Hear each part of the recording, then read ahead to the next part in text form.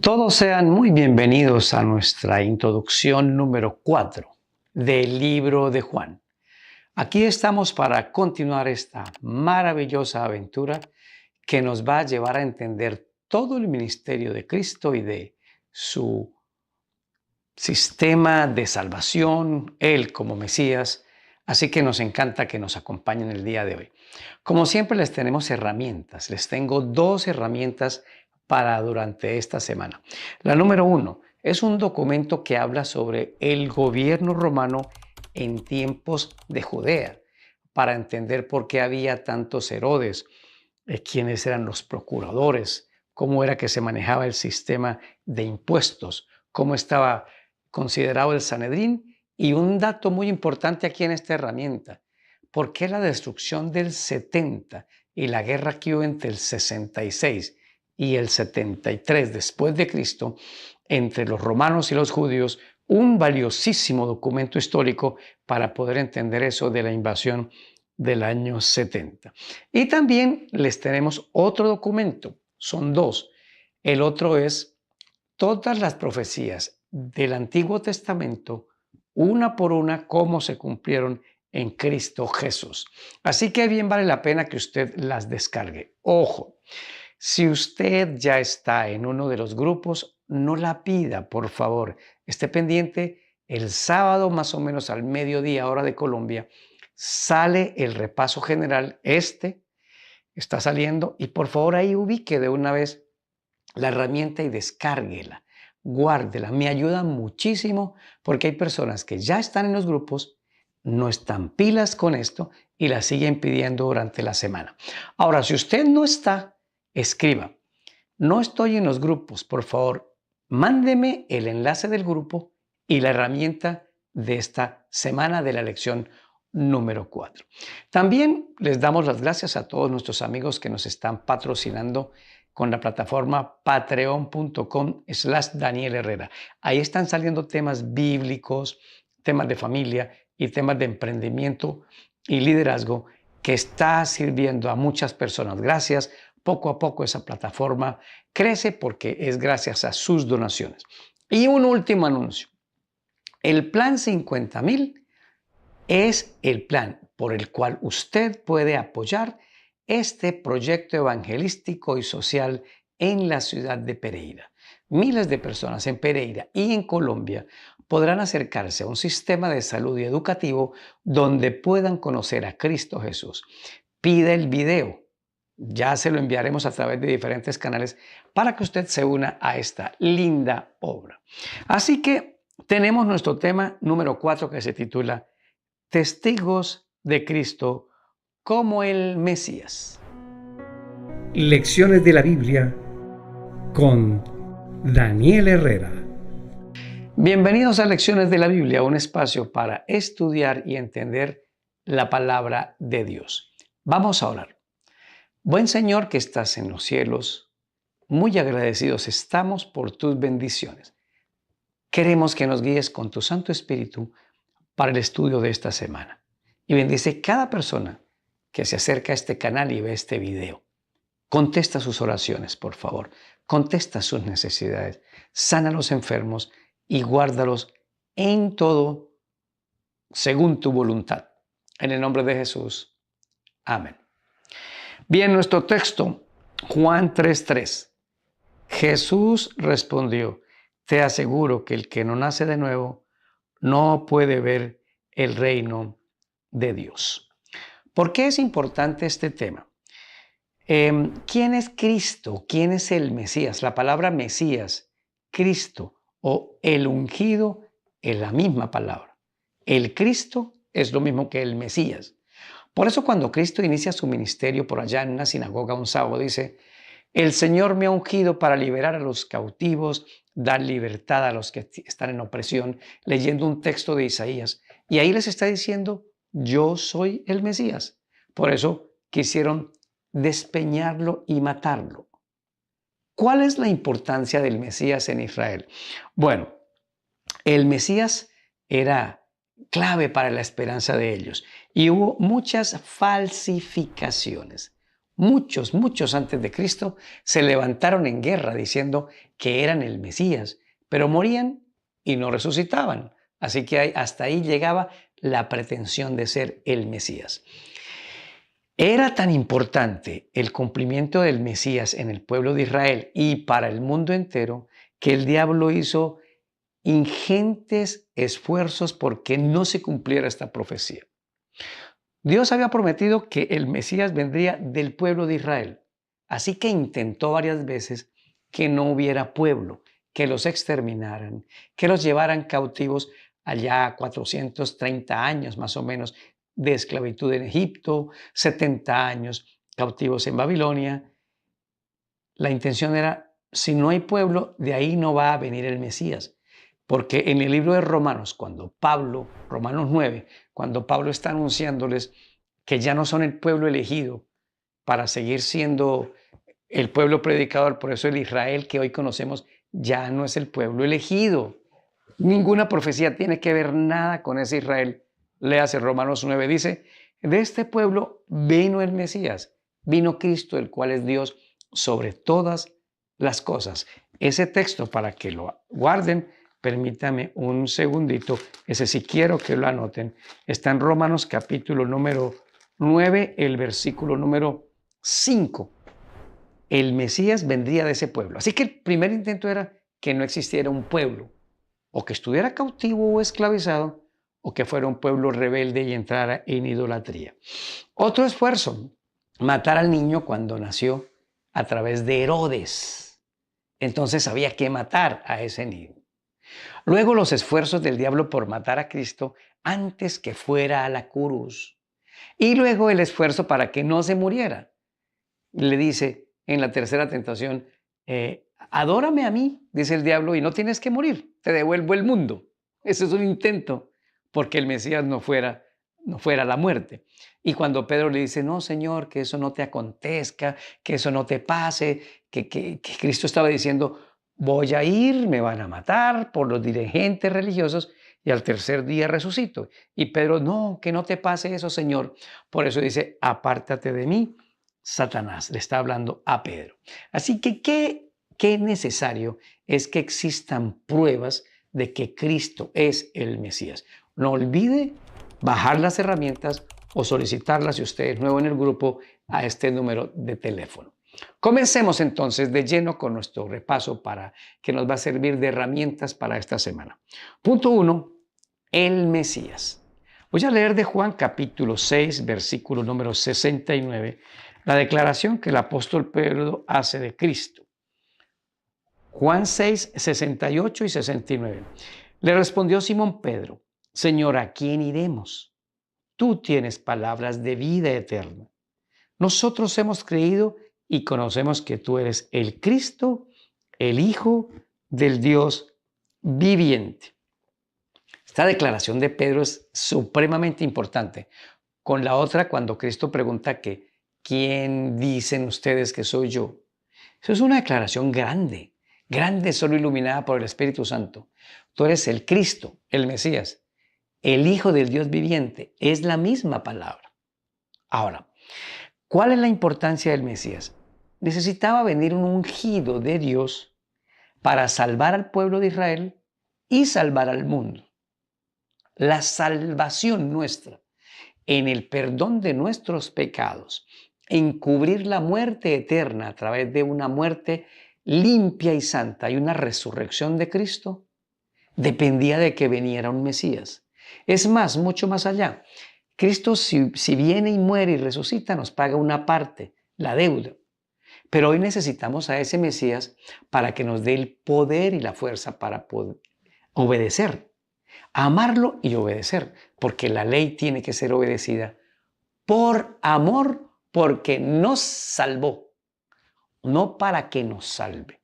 Entonces, es una necesidad de que el Mesías viniera del cielo, se hiciera humano y cumpliera con estos elementos claves para el plan de la salvación. Y eso incluye también la intercesión de Cristo a partir de el juicio investigador a partir de 1844, y eso incluye también la segunda venida de Cristo.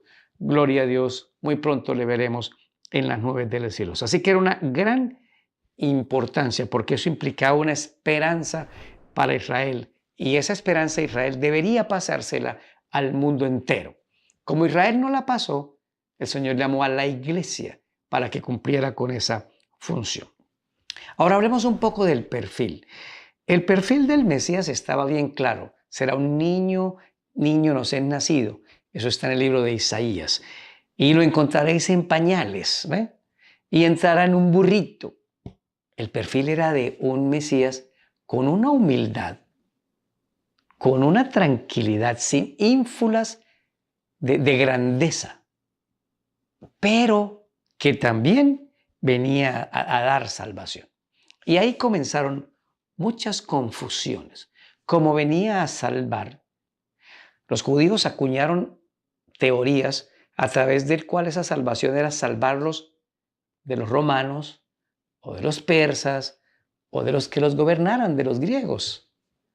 Era un guerrero montado en un caballo blanco que entraría, pelearía y correría a todos los usurpadores del trono y se sentaría a gobernar. Y por eso los mismos discípulos decían, cuando eso ocurra, cuando usted se siente aquí en Jerusalén en el trono, pues ponga un hijo mío a la derecha y el otro a la izquierda. Había una total confusión acerca del Mesías que creo que hoy también la existe, porque a veces usamos a Cristo solo para que nos resuelva los problemas. Como dice el libro de Isaías capítulo número 4, 7 mujeres echarán mano de un hombre, el hombre es Cristo. Esas mujeres representan a la iglesia. Háganos un favor, Señor. No vamos a comer lo que usted dice que tenemos que comer. Nos vamos a vestir como nosotros nos querramos vestir. Eso sí, quítenos los problemas y déjenos llevar su nombre. Revise el libro de Isaías capítulo 4, versículo número 1. Hoy tenemos las mismas confusiones.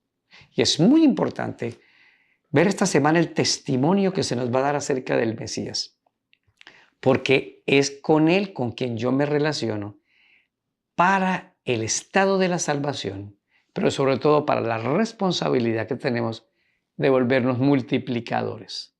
Queremos aceptar a Cristo, que no nos pase nada, que todo vaya bien, que nos dé mucho dinero y mucha salud, pero no queremos cumplir nuestra obra de ser multiplicadores como discípulos de predicar el Evangelio de Jesús. Ahí tenemos una severa confusión.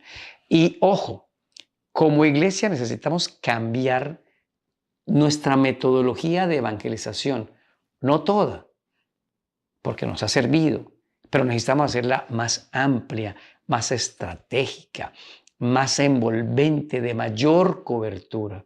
Y ahí nos ha ayudado mucho el Señor con planes estratégicos como los centros de influencia, las escuelas, los colegios, y tener aliados en muchos de los miembros de la sociedad de empresas públicas y privadas para decirles que podemos usar lo que ellos tienen para ir a predicar el Evangelio. Y eso no es ecumenismo, unirnos a otros para predicar el Evangelio, para nada, para nada. Así hemos de tener mucho cuidado.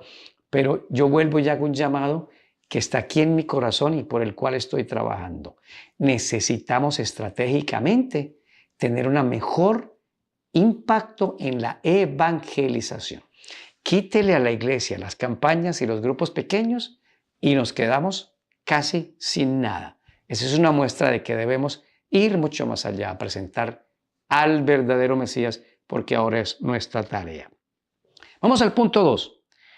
Profecías y cumplimientos. Aquí es donde entra para ustedes las herramientas que les vamos a dar. Yo les voy a compartir aquí algunas que logré bajar, pero en Cristo se cumplen todas las profecías del Antiguo Testamento, no una, ni dos, ni tres, más de 30 o 40 profecías que usted las va a descargar en la herramienta. Solicítela. Recuerde, si usted ya está en los grupos, no la solicite. Esté pendiente, que después de este repaso, ahí está, en los grupos de lecciones de la Biblia, ¿no? Que son 20 grupos. Si no está, solicítela. Pero miren, me voy a referir a algunas. Que el Mesías nacería en Belén, Miqueas 5:2. Oh tú Belén Efrata, eres la más pequeña entre los miles de Judea. De ti saldrá aquel que será el gobernante de Israel, y su avance será desde el principio hasta la eternidad. ¿Se cumplió? Perfectamente. Que el Mesías nacería de una virgen, Isaías 7:14. Por tanto, el Señor mismo os dará señal. He aquí una virgen concebirá y dará a luz un hijo, y le pondrá por nombre Emmanuel. ¿Se cumplió? Perfectamente. Otra profecía, que el Mesías tendría autoridad profética comparable con la de Moisés. Eso está en Deuteronomio 18, 18 al 19. Dice, un profeta como tú levantaré de entre sus hermanos y pondré mis palabras en su boca y les hablará todo lo que yo le mande, y sucederá que a cualquiera que no oiga mis palabras, que él ha de hablar en mi nombre, yo mismo le pediré cuenta. ¿Se cumplió? Completamente en Cristo Jesús. Una más, que el Mesías sería luz para los gentiles. Y aquí es una aclaración para un error judío de que el Evangelio era solo para ellos. Y eso es un error que estamos cometiendo nosotros. Conocemos el Evangelio de Cristo y no se lo pasamos a nadie. Así que no critiquemos a esos judíos del tiempo de Jesús. Critiquémonos a autocrítica para poder hacerlo. Miren lo que dice Isaías 49, 6 y 7. Poca cosa es que tú seas mi siervo para levantar las tribus de Jacob y para restaurar a los que quedaron de Israel. También te haré luz a las naciones para que mi salvación alcance a los confines de la tierra. Miren qué cosa tan maravillosa, tan exacta, todas esas profecías. Bueno, encuentro aquí algunas más. Por ejemplo, el Mesías montaría sobre un pollino. Zacarías 9:9. Alégrate mucho, hija de Sión. Da voces de júbilo, hija de Jerusalén. He aquí que tu rey vendrá a ti, justo y salvador, humilde y cabalgando sobre un asno, sobre el pollino, hijo de asna. Cumplida la profecía totalmente. Bueno, aquí está una que era difícil que la manipularan, porque alguien me dijo, no, como sabían eso, Jesús alquiló un pollino y se subió en él. Está bien, pero es que no es una sola, son muchas. Esta sí no se podía manipular. Salmo 22, 18. Repartieron entre sí mis vestidos y sobre mi ropa echaron suertes. No rompieron el manto de Cristo, se lo llevaron completito porque era de buena calidad. Que sería vendido por 30 piezas de plata, Zacarías 11, 11 y 12. Y fue desechado en ese día, y así conocieron los pobres del rebaño que miraban a mí, que era palabra de Yahvé. Y pesaron por mi salario 30 piezas de plata. Más claro no canta un gallo. Qué bendición, qué belleza el cumplimiento de las profecías en Cristo. Voy a leer dos más. La sanidad que haría el Mesías, Isaías 35:6.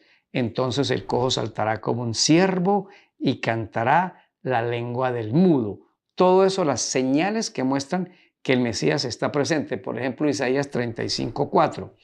Digan a los de corazón apocado, o sea, corazón triste, deprimido, esfuércense, no teman. He aquí vuestro Dios viene con retribución, con pago. Entonces los ojos de los ciegos serán abiertos. Podría pasarme aquí leyéndolas todas, pero usted las va a leer toditas en el material que tiene usted como herramienta para estudiarla, y estudie bien esas herramientas, guárdelas, que es de mucho apoyo para el resto del estudio. Conclusión. Todas las profecías del Antiguo Testamento se cumplieron en Cristo como Mesías. Ahora voy a decir la más importante para mí. Prueba de que Cristo es el Mesías. Yo me levanto como los celotes en guerra y voy y peleo contra los romanos y digo que soy el Mesías y me matan, pero yo no resucito. En cambio, Cristo es el único que dijo que era el Mesías. Él lo aceptó, ahorita lo vamos a ver. Lo mataron y resucitó por su propio poder. Ese es un gran cumplimiento. Los otros falsos mesías están allá muertos en sus tumbas, pero en cambio Cristo está vivo, vivo para gobernar. Es nuestra esperanza. Este mundo está teniendo una revolución política, climática, moral, terrible que nos está acercando a la segunda venida de Cristo. Por eso Él es nuestra esperanza. Nosotros vamos a trabajar con esa esperanza, pero tenemos que ir a predicar. Predicar. Compre pequeños folletos y tratados y repártalo entre sus amigos. Hable de Cristo como su amigo y como su Salvador. Punto 3. El Mesías rey y siervo. Bueno, voy a leer de Lucas capítulo 2, versículo 10 al 12. Pero el ángel les dijo: no temáis, porque he aquí os doy nuevas de gran gozo, que será para todo el pueblo, que os ha nacido hoy en la ciudad de David un Salvador, que es Cristo el Señor. El anuncio del ángel es bien claro. El niño que nació y que van a encontrar en pañales es Cristo, es decir, es el Mesías. Fue un anuncio directo sobre el nacimiento de Cristo. Por eso cuando ellos van y lo visitan, dice los relatos del Evangelio, lo adoraron, porque era Dios en la tierra, porque era el Mesías. Ahora, Cristo siempre evitó que dijeran que era el Mesías y el rey de los judíos, pero frente a Pilato sí fue claro. Dime, ¿tú eres el rey? Tú lo has dicho, yo soy. Y ahí es cuando lo acusan de herejía. Lo aceptó, yo soy el Mesías. Pero al mismo tiempo, en Mateo 20, 28 dice: porque el Hijo del Hombre no vino para ser servido, sino para servir. No podemos olvidar que la misión del Mesías es como la del Cordero y la del león. El Cordero representa al siervo. Va a ser muy importante esta semana cuando estudiemos ese tema, cuando Juan el Bautista dice: este es el Cordero de Dios que quita el pecado del mundo. El Cordero, la esperanza, el que nos une con el cielo, cuya sangre nos da salvación. Y ahí demuestra la humildad, pero tampoco podemos olvidar que es el león de la tribu de Judá, es el gran rey. Cristo supo combinar algo que nosotros no sabemos combinar. Esa prudencia cuando tenemos poder para servirle a los demás. Yo como papá goberné a mis hijos, pero yo tenía que hacerlo con las dos facetas. Si usted es el jefe de personas y las dirige en el trabajo, tenga en cuenta que usted tiene las dos facetas. Es el jefe que sirve.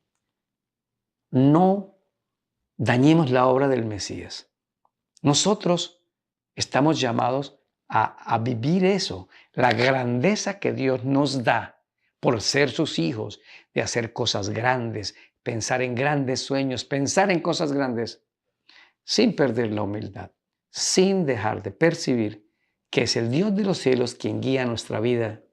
Y gracias a Él logramos cualquier cosa, una familia, amigos, dinero o influencia. Es por Él, es por su gracia. Eso no puede sobrepasarnos. Y punto número 4, los testigos. Voy a irme al libro de Hechos, capítulo 1, versículo número 8. Pero recibiréis poder cuando haya venido sobre vosotros el Espíritu Santo. Me seréis testigos en Jerusalén, en toda Judea, en Samaria y hasta lo último de la tierra. Bueno, aquí está muy claro. Esta semana vamos a ver varios testigos, varios testimonios.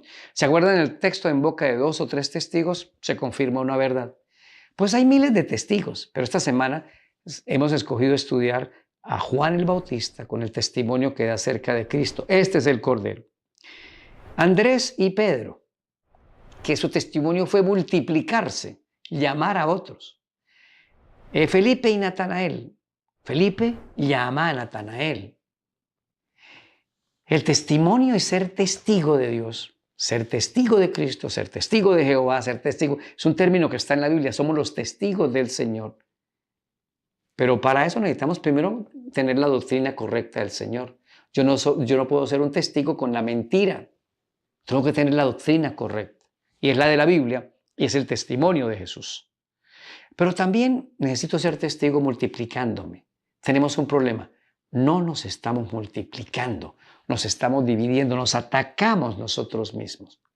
Necesitamos mucha unidad. Ir a Cristo que es el centro. Él es el centro. Entonces todos resultaremos unidos unos a otros. Necesitamos levantar nuestra voz de protesta. La mayoría de nosotros no estamos involucrados en la evangelización. Tienes que involucrarte en evangelizar. Cómprate un libro, lee. ¿Cómo puedo hacerlo? ¿Cómo puedo hacer para hablar de Cristo? ¿Cómo puedo dejarme usar? Les enviamos una herramienta de dones para que usted se mida. ¿Se midió? Para eso es la herramienta, para que usted sepa, oye, este es el don mío. Y ahí el libro le dice en qué ministerio usted puede hacerlo. Y si no te nombran, pues júntate con otros y haz ministerio unido al lugar a donde asistes. Pero eso es una voz de protesta. No estamos evangelizando. Hay que hacerlo individualmente. No debemos esperar que solo el corporativo lo haga. Podemos individualmente o por familias hacerlo unidos al corporativo para lograr el triunfo en Jesús. Qué bendición es poder tener el testimonio de Cristo como el Mesías. No olvide pedir las herramientas y estudia a diario su folleto para conectarse con Dios. Soy Daniel Herrera y deseo para todos un día lleno de bendiciones.